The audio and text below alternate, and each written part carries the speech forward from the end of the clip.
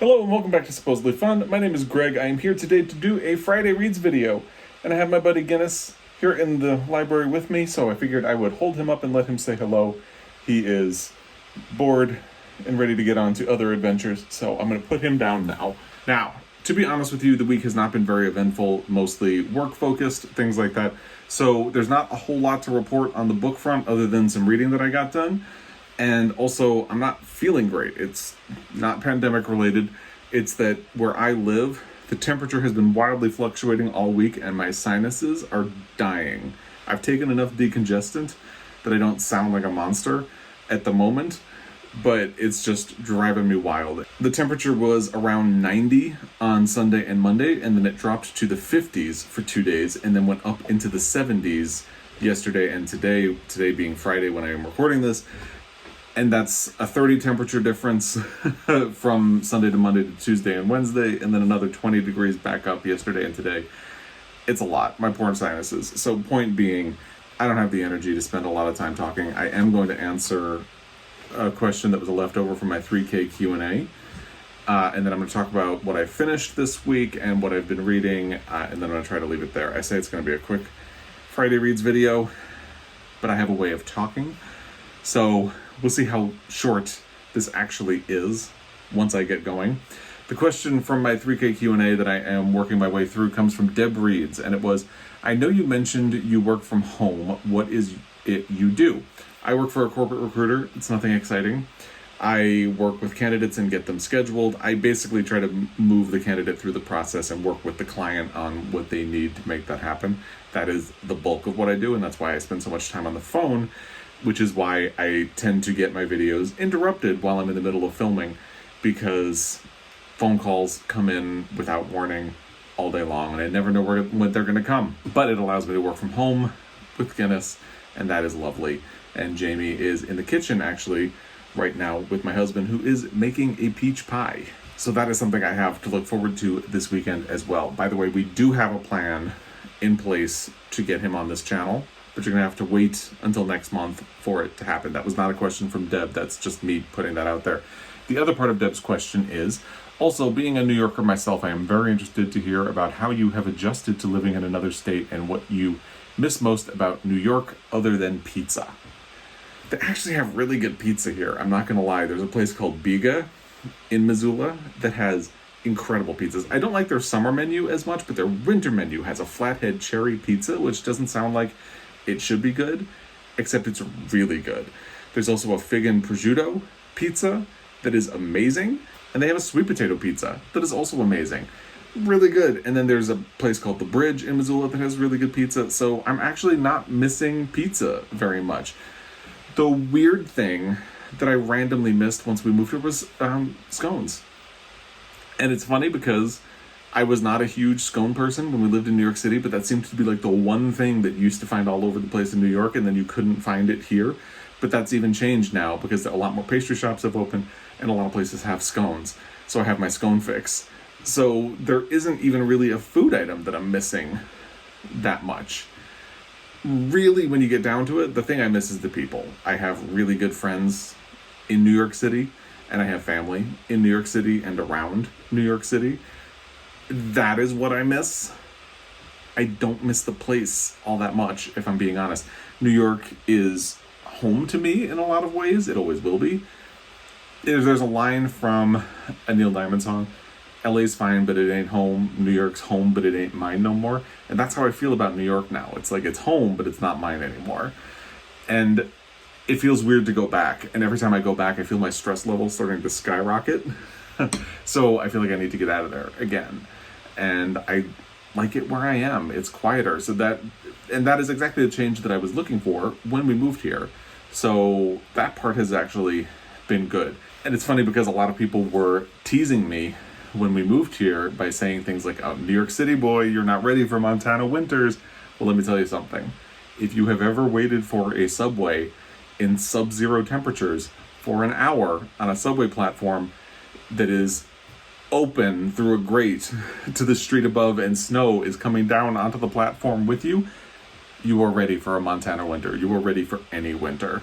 So I did just fine in that regard. And I think that is how the move here went. I wanted to come to a place like this. I was ready to come to a place like this, emotionally, mentally, and all that. The weird thing was that people say hello here and genuinely want to talk to you. In New York, if you're walking and somebody starts up a conversation, they want something from you. They're about to ask you for money. Here, I remember I went to the transfer station to do recycling. Now we actually have recycling pickups, but back then you had to go drop it off. And somebody came up to me and started talking to me, and I was like weirded out. They were asking me how I liked my car, and I was like, I don't have any money. So that was the biggest adjustment for me, and it's not a bad one. Montana is a red state, so there is that, but by and large we haven't really had any problems since the last election. It seems like you see more extremely alt-right conservative signs around town, which does concern me a little bit, but by and large we haven't had any problems, and it does feel like that's something to watch out for. But you know, I have never not felt at home here. And see, this is where I say I'm not going to spend a lot of time talking because I don't feel great, but I'm talking. So I hope that answers your question, Deb Reads. Let's jump into the actual Friday Reads portion of this video.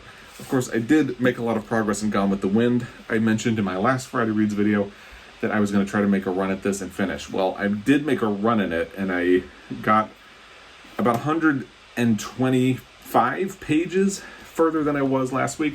And then once we got to the actual week, I didn't pick it up anymore. So over the weekend, I made a good sprint through about 100 pages, and it was going exactly as it was before. The pages in the middle got a little bit wet because I was reading outside and the sprinkler turned on, and for some reason it reached me and it wasn't supposed to. But I also started writing in the margins, which is not something I usually do with books, but I just had to leave my anger right here on the page. So I'm not going to talk about this book a whole lot right now, but I did make some progress, and I think that's going to be my approach from now on. In little bursts, I'm going to try to make a sprint through a section of it and see how that goes. So I'm not going to DNF it. I'm just going to continue going at that weird pace that I am doing right now. I finished one book this week, and that was The Wonder Boy of Whistle Stop by Fannie Flagg. I mentioned in my last Friday Reads video that I was really enjoying the book and speculated that it could end up in my top 20 books for 2021. The second half of the book did not go as well as that at all. At a certain point, things started taking a bit of a turn, and I really didn't like the direction that it took. So I kind of actively ended up indifferent to the book instead of liking it. I did give it 4 stars on the Storygraph and on Goodreads, but I was really tempted to give it 3 stars. And I think I only gave it 4 because I felt like I was so into the first half of the book that that's what I did. But it's more of a 3-star read, possibly even a 2-star, because the second half of the book really gets into sort of fan service. And I don't want to get into spoilers, but they bring back all of the characters. There is a lot of visitation in the town of Whistle Stop, even though at the beginning of the book it doesn't exist anymore. And it comes back in a big way. And it felt really cheesy to me. And there's even that very cliched storyline where there's an important document that somebody has but doesn't know they have, and it goes missing, and then they find it, and everything works out well in the end. Slight spoiler. I think you all know it's probably going to end up like that anyway. But, you know, and it's a shame. I really liked Fried Green Tomatoes at the Whistle Stop Cafe. It's one of my favorite books. One of the things I liked about that book was that it's about the passage of time and how over time things fade away and you lose things. And that seemed to be what The Wonder Boy of Whistle Stop was about for the first half, because it was about the difficulty of losing things and knowing that things are dying off and the memories are kind of going away. But then it becomes about trying to recapture the past and make it alive again, which is kind of nice, but the execution of it feels really cheesy and really bizarre. So I ended up not liking it, and I'm a little bit disappointed about that. And let's say no more about it and move on to the next thing. So when I finished that, I started the audio of Like a Love Story by Abdi Nazemian. I happen to have a physical copy of the book as well. This was recommended to me by Chelsea at the Montana Book Company. We had a great conversation about it and the TV show It's a Sin on HBO Max. If you have not watched It's a Sin, please check it out. So I am, I think, halfway or almost halfway through the audio of this right now, and I am really enjoying it a lot. So this is about 3 teenagers. You have Art, Reza, and Judy. And Reza comes from a very conservative Iranian family who survived the revolution and is now in New York City. Reza is gay and afraid of people finding out. He meets Judy, who is this really cool girl that he likes and feels safe for him, and she is really into Reza, but Reza is into her friend Art, who is this very out and proud gay teenager who is involved in ACT UP. And Judy's uncle actually has a little bit of a part in the book as well. I'm really enjoying it so far. It's about coming of age in the time of AIDS, and it's a really poignant, emotional book so far. I expect that it will continue. I'm worried about being very effusive about it so far, since I was really effusive about The Wonder Boy of Whistle Stop last week, and then I ended up not liking that. So I'm gonna temper my enthusiasm for this one, at least for now, and check in with you next week. The other thing I've had going on in my reading life right now is that I started my buddy read with Britta Bowler, and I can't talk about it too much. I'm halfway through the section that we are supposed to be reading. It's Love Medicine by Louise Erdrich, and I need to check in with her over the weekend once I've actually finished. So I will not say too much about this book, at least not right now, but stay tuned for more on that. And I will say that the beginning of the book felt very personal in surprising ways, not because of things that happened to me, but because of stories from my foster son, who is Native American and has known people who live on a reservation. And I'll be talking to Britta about that a lot this weekend when we do our check-in, and I'll talk more next week as well. But I'm enjoying this so far, and once I finish our check-in point, which is the first 3 chapters, I will get to her, and then next week I'll talk more about Love Medicine. So my husband was on a business trip this week, and he got back today, and he finished Stanley Tucci's book, Taste: My Life Through Food. I think I'm probably going to be picking this up in between things going forward. I had a goal this year not to be reading more than one thing at a time, and I'm kind of going to break it, but I think I can get through this really quickly, so that's a bit of a plan. And then the library dumped some things on me, and I'm going to see if I can fit them in. If not, I might return them and come circle back.